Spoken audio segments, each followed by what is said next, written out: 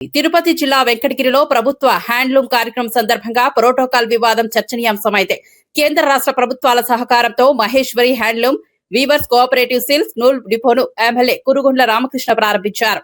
అయితే కార్యక్రమంలో ఏర్పాటు చేసిన ఫ్లెక్సీల్లో పీఎం, సీఎం, డీసీఎం ఫోటోలు కనిపించకపోవడంతో అసంతృప్తి వ్యక్తమైంది. సొంత ఓటమి నాయకుల చిత్రాలు లేకపోవడంపై లోపల గుసగుసలు వినిపిస్తున్నాయి. ప్రభుత్వ సహకార కార్యక్రమంలో ప్రోటోకాల్ పాటించలేదనే విమర్శలు వినిపించాయి.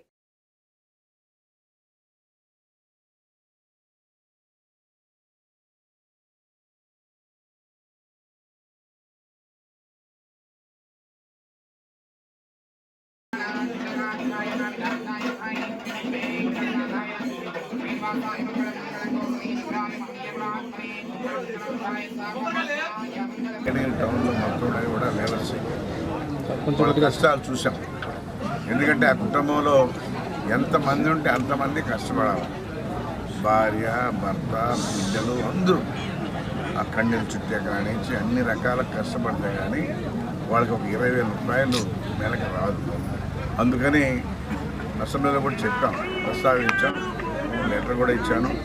ఎందుకంటే ఈ సబ్సిడీని కూడా 15% ఇచ్చేది దాన్ని 20% పెంచమని. ఎందుకంటే ప్రతి పేదవాడికి ఒక నెలకి 1,000 రూపాయలు ఖర్చు వచ్చే విధంగా చేస్తే బాగుంటుందని చెప్పి కూడా చెప్పడం జరిగింది. కాబట్టి ప్రభుత్వం కూడా దాన్ని దృష్టిలో పెట్టుకొని చేస్తుందని చెప్పి నాకు నమ్మకం ఉంది. అందుకనే వీళ్ళకి ఇంకొకటి